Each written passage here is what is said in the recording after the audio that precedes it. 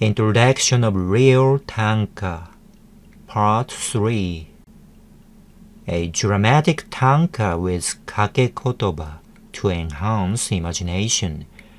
An example of Japanese tanka whose English translation can barely pick up contents while throwing away the charms and rhythms of the original verse.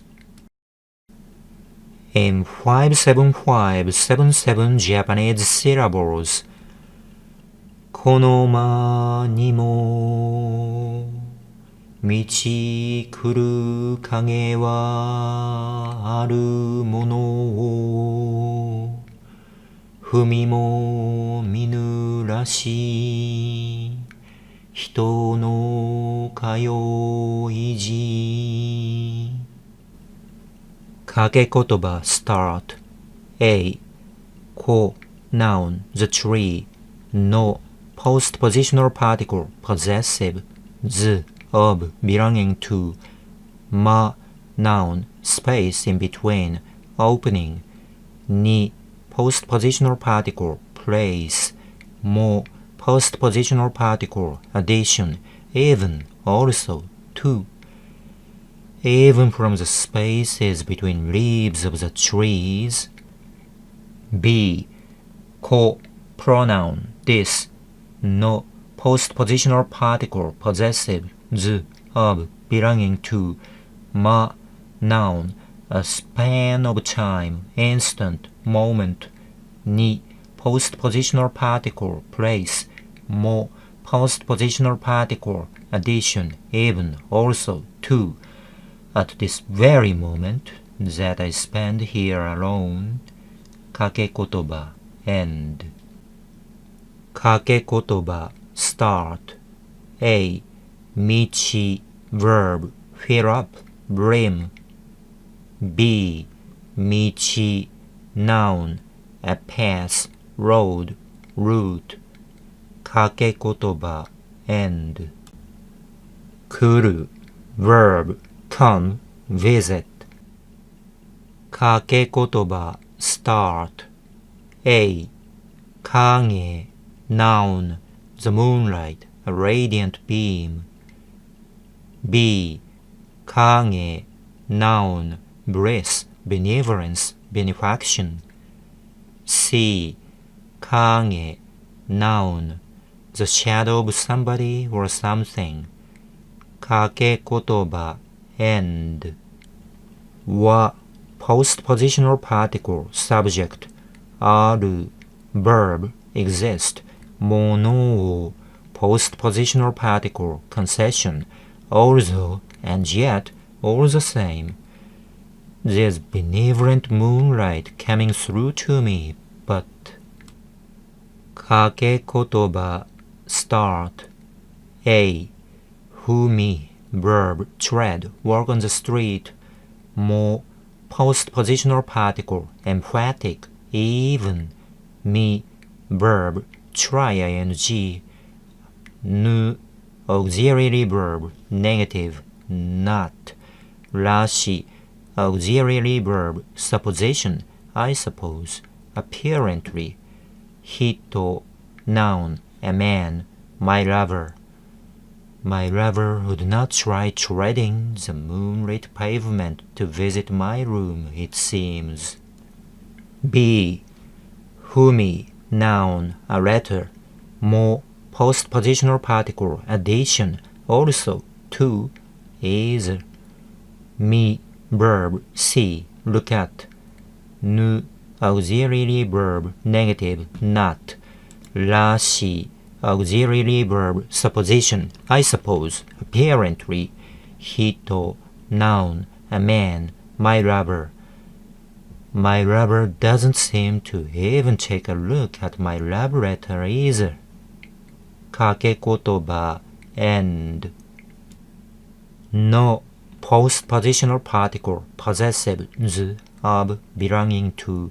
Kayoiji, noun, a beaten path, the regular route to somebody or something. The moonlit but untrod path to my solitary room.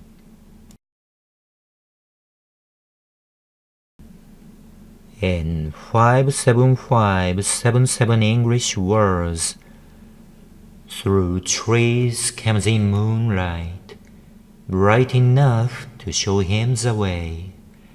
He won't visit me though, leaving moonlit paths to my room untrod, my letters unread, and myself eventually unremembered.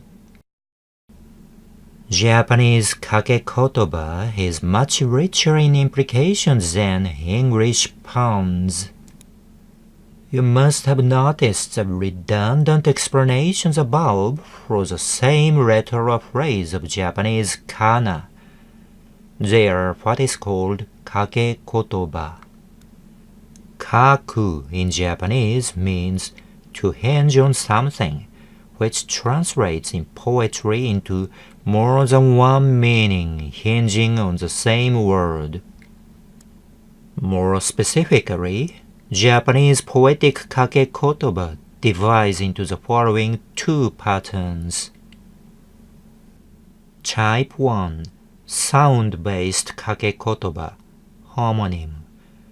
Different meanings of different words can be derived from the same sound. Example 1.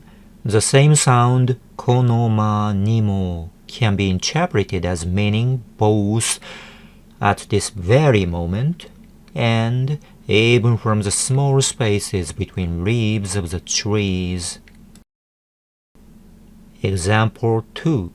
The same sound michikuru can be interpreted as meaning both fill up and come this way.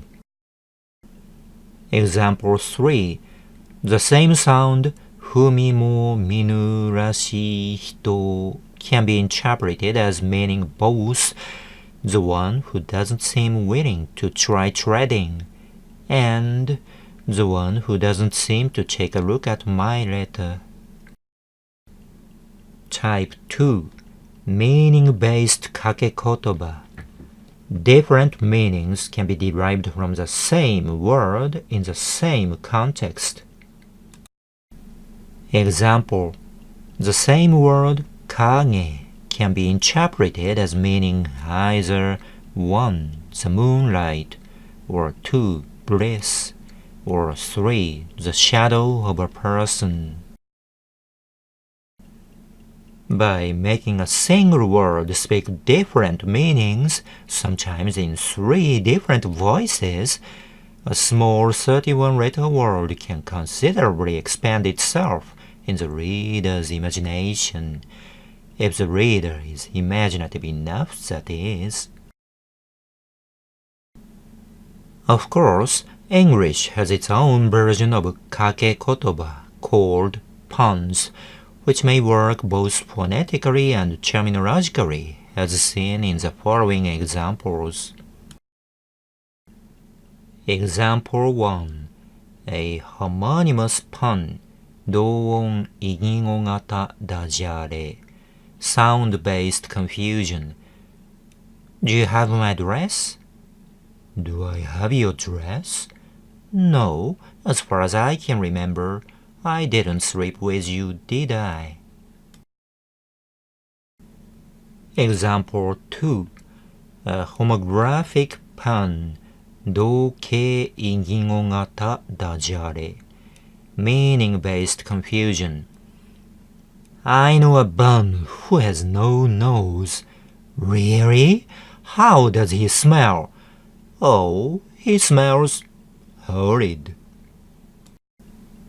English-speaking people use these puns mostly for a joke and rarely for literary enrichment, like Japanese poetic kake kotoba. Japanese kana writing system is an inexhaustible treasury of kake kotoba. It is to be pointed out here that Japanese language is incomparably richer than English in homonyms, the same sound meaning different things. Don't you agree? Okay then, let's try cultivating agree to see how many homonyms, source of phonetic puns, we can find. English. Agree-related homonyms. Well, not exactly homonymous, but somewhat similar sounding terms. 1. Agree. 2. Agriculture. 3. Angry. 4. Ugly. 5. Agree. What else? You name it. Japanese. Sansei agree-related homonyms, all written and pronounced as sansei. 1. Sansei agree. 2. Sansei, the third generation. 3. Samsei, Samsung, a Korean company though. 4. Sansei, living in the mountains as a recluse. 5. Sansei, acidity. And 6. Sansei, political participation. Okay, game 1, 5 to 6 by Japanese. Do you disagree? Uniquely Japanese dual writing system of kana and kanji or mana. One reason for this abundance in Japanese of homonyms, different terms with the same sound, is the duality of Japanese writing system. Japanese language first borrowed its ideographic writing symbols, characters signifying some meaning by way of its shape, from Chinese characters, kanji, and called them mana, true characters. Out of these mana symbols were gradually developed uniquely Japanese phonograms, phonetic symbols meant only for sound, without any meaning of their own, called kana, borrowed or fake characters, towards the end of the 9th century. The number of mana or kanji Chinese characters used in Japanese language today is somewhere around 6,000. But the total number of kana Japanese phonographic writing symbols is only 48. Iroha ni hohe to chiri nuru o waka yo tare so tsune naramu ui no oku yama kefu koete asaki yume mishi o imo sesu plus n. With we and e practically unused today. Would you remember them all in a memorable phrase? Try reciting this.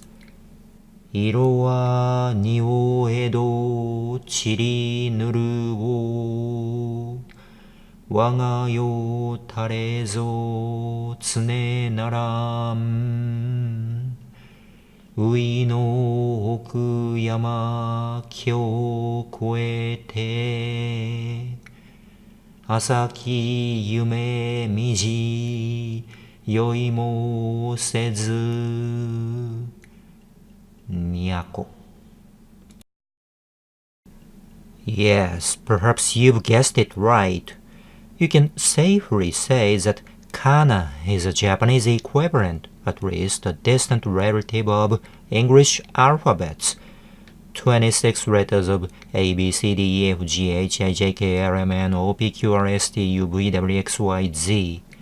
But they are fundamentally different in that while the 26 alphabets are the only writing symbols in English language, the 48 characters of kana is only secondary to mana kanji Chinese characters and auxiliary in its role in Japanese writing. In modern Japanese, kana is used mainly for 3 uses. Kana usage 1. Okurigana. Suffixed at the end of kanji Chinese characters to show inflection 語尾変化 of a verb or to complement a phrase, as in 速やかに行ってください Please do quickly, or 速やかに行ってください Please go quickly. Kana usage 2. kana書き used in the place of kanji Chinese characters, especially by illiterate or hardly literate people, or adequately literate but rather hurried or too much drunken people when they can't hit upon what Chinese characters to use, as in 速やかに行ってください. Kana usage 3. 振り仮名 written at the right side of or on the top of, in the case of horizontally written Japanese, kanji Chinese characters, to show how to read or pronounce them, as in 速やかに行ってください or 速やかに行ってください. Now, let us think about the fundamental difference between Japanese words written mostly in mana or kanji Chinese characters and English words written solely in alphabets. Just imagine any Chinese characters that come to your mind. In case there's none, I'll show you some. Kuru, come. 訪れる visit とどまる stay 去る leave 行く go 別れる part. Now that you've seen these Chinese characters with your own eyes, you can now evidently see the fact that Chinese characters are a kind of graphic icons, in the sense that their meaning is visually conveyed through their own shape, while English words composed of alphabets have no such graphical message at all. Take 別れる part, for example. In Japanese, a single Chinese character of 別 or 別れる itself will suffice to stand for its meaning of parting, even without the following 送り仮名 れる. But in English, you have to carefully examine the whole set of alphabets to confirm its meaning as part. You can't determine its meaning just by taking a glance at PA or PAR, for it may mean park instead of part. In English, appearances are lacking in graphical appeal and can even be deceptive at times. That's the destiny of phonograms. In Japanese, mana or kanji Chinese characters rarely deceive you by appearance. That's what ideograms are for. Japanese sentences are graphically eloquent, but phonetically silent. Thanks to graphically eloquent symbols of Chinese characters, Japanese writings are easy to understand on paper. But here's the catch. This graphical eloquence is the very reason for Japanese poverty in their spoken language. As you can easily imagine, there are so many Chinese characters that Japanese people can visually recognize on paper, but can hardly understand in the form of sound in the air. So much so that Chinese characters, or combinations of them too difficult to discern in sound, are rarely used in Japanese speech, resulting in the wondrous absence of eloquent speeches in this country. For Japanese people, Eloquence is only to be seen on paper to appeal to the eyes and not to the ears, never to be heard for being too hard to reach the heart of the listener by way of sound alone in the absence of symbolic shape. In fact, Japanese people rarely read sentences aloud. For the Japanese, sentences are there to be seen for the mere looking, just like threads of snapshots on Twitter timelines. In logical consequence, the Japanese are relatively poor at reading or writing or understanding substantially rich sentences and concepts. And the most serious linguistic side effect of this Japanese propensity for silent reading habits of visually eloquent characters on paper is, yes, you perhaps know it too well, that Japanese people rarely read English sentences aloud. Hence, their utter inability to properly speak English.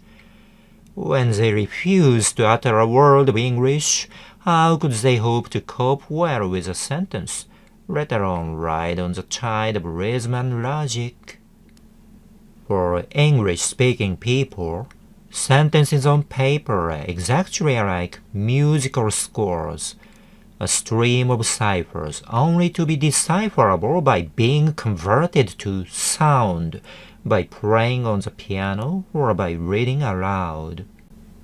For the Japanese, sentences are pictures, not music, something meant to be seen, not heard or spoken. Believe it or not, rarely do they dream of reading aloud Shakespeare's plays.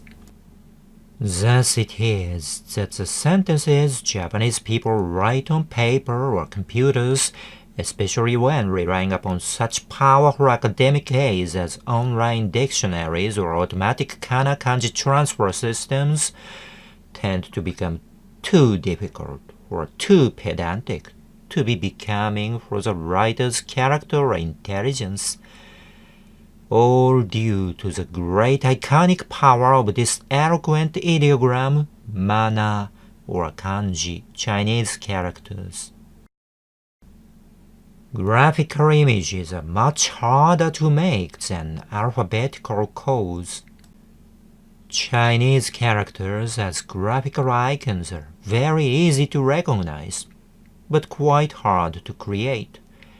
You should know the difficulty if you have the experience of ever trying to create some avatar of your own from scratch on your computer screen with the aid of some graphic software. Just imagine how difficult it was to create thousands of Chinese characters out of pure graphical imagination. As I told you, the number of Chinese characters used in Japanese language today is just about 6,000. This is considerably small in contrast to the possibly infinite number of English words that can be easily created as any given combination of alphabets. To get over this difficulty of genesis, Chinese characters employed modular creation system, small composing units borrowed from other Chinese characters being combined to create a new Chinese character, as seen in the following examples. 1. Ki or moku, a single tree. 2.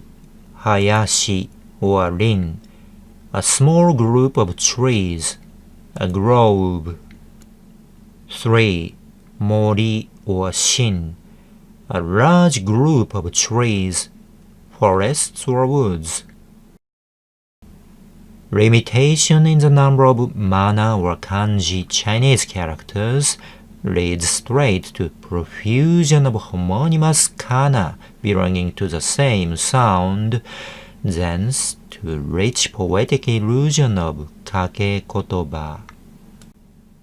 The modular creation system of Chinese characters also meant that the same or somewhat similar sound should be used in words using the same composing unit.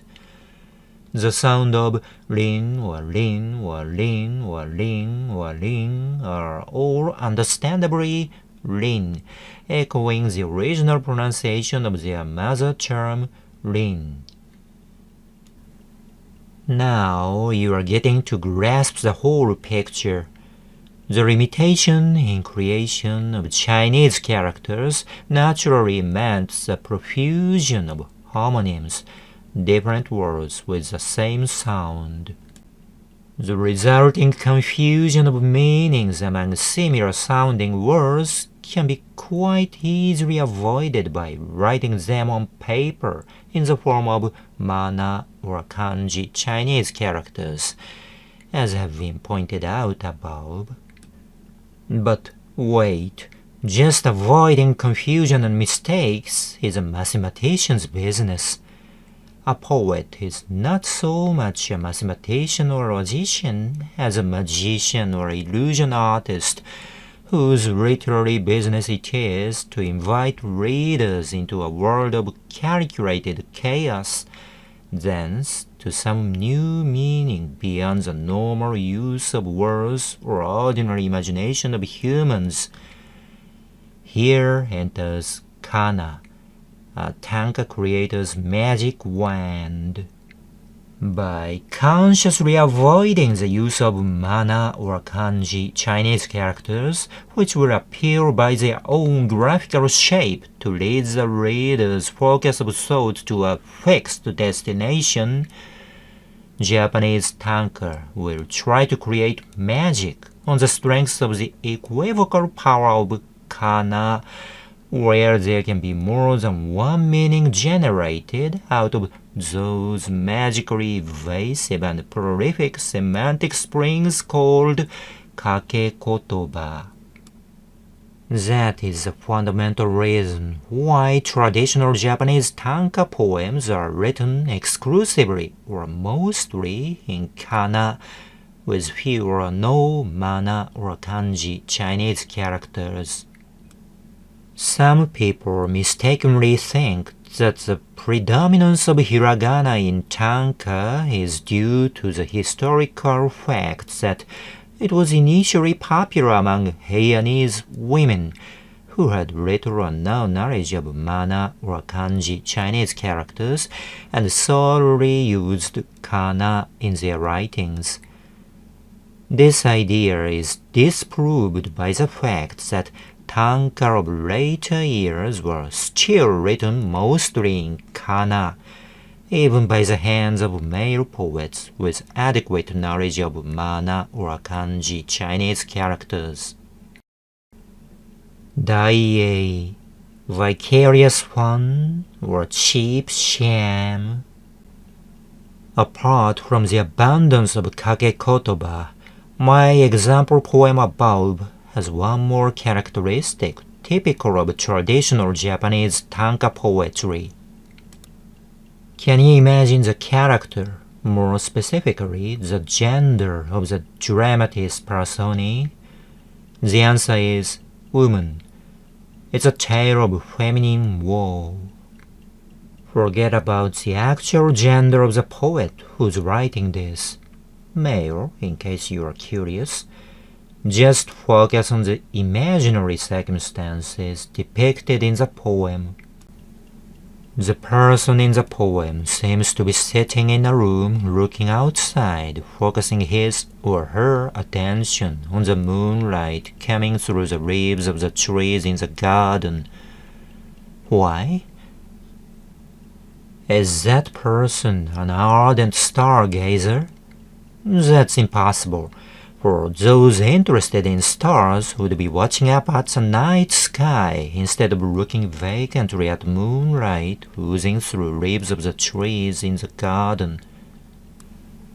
Why does the person say, "Even moonlight comes to me, filling up the garden through small spaces between leaves of the trees," at the same time insinuating someone should be on the way to someone at this very moment, by the cleverly woven kake kotoba of この間にも道来る影はあるもの.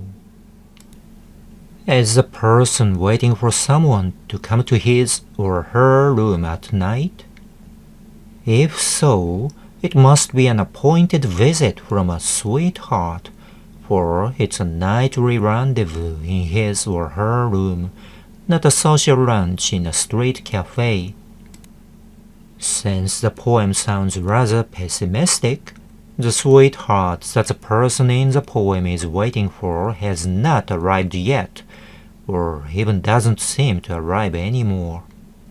Has he or she forgotten about the appointment? Or was there an appointment at all? Did he or she promise to come and visit the person for the night? If it was not a promised visit, why is the person in the poem so wistfully waiting for the one to come? Is there any reason for the person to expect the one to come and make love with him or her? Oh, yes, he or she did make love with the one he or she is wistfully waiting for now, at least once in the past. But judging from the pensive mood of the poem, the amorous feeling does not seem to be mutual now. The sweetheart who used to come to make love with the person at least once in his or her room seems passionless now and doesn't seem to pay frequent visit anymore. He or she doesn't visit the person at night as frequently as before when their love was still fresh, while the moonlight will never cease to come filling up the garden even through the small spaces between the leaves of the trees. This poem centers around the sad contrast between the constantly radiant beam of the bright moon and the cold, dejected mood of a waning love affair. In Japanese historical contexts, it is always the woman who waits and wails, and the man who makes her at first hopeful, then wistful, and hopeless in the end. That much situational awareness is required of the reader to appreciate this Japanese tanka. It's practically impossible to guess unless you have sufficient background knowledge of Japanese culture and literature. Modern readers will not take kindly to such bookish requisites of traditional Japanese tanka. Besides, some people might find the poem above impure or even dishonest for reasons of fake identity. A male person impersonating a woman to invite readers to cry for her would be a provocative fraud on TV documentaries or online chats. But there is no rule prohibiting fake identity in the world of fiction. Otherwise, the world of literature, traditionally dominated by male writers, would have been a world just like a prison or army, with no woman appearing except as a coveted target of wild sexual imagination. Literature is a world of fancy built on pure imagination. Imagine any story solely about the actual experience of its author, without regard to imagined situation of anyone else than the author. What do you see? Yes, you see and hear it regularly around you, in the form of unsolicited and unwelcome soliloquy of your colleagues, or ceaseless threads of I, me, mine chants on Twitter timelines. Literary world is a fantasy haven from such suffocatingly subjective reality, where you can be something other than and much more than yourself. Why grumble over a poem of feminine woe created by an imaginative male poet who calls himself Jungo Noto? This itself is a pseudonym, I remind you. Or a wonderful life story of a perfect ladies' man called Hikaru Genji, created by an anonymous woman with the alias of Murasaki Shikibu. Unless you are one of such unlettered crammers, you'll be able to admit and admire Dai, a poem not about actual events or feelings that the poet has experienced, but about an imaginary situation not actually experienced by the poet. Many, if not most, of the great poems of the greatest poets in Japan were the products of Dai, vicarious sympathy with virtual characters in imaginary situations.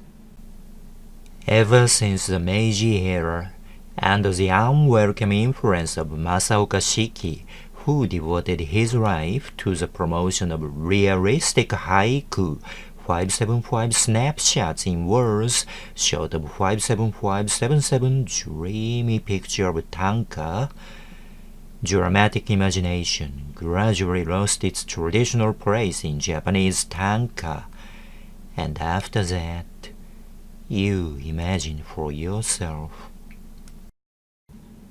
Should you want to dream a poetic dream, don't look east in space, but look back in time. 800 years is no barrier for you, for the world of fancy is timeless and ever fresh in the reader's imagination. The only barrier left for you to clear, the intangible words, grammar, and cultural backgrounds of the Heian era Japan, shall be intelligibly cleared by this author, Jungo Noto, for you. Beautiful dreams for only those who would dream.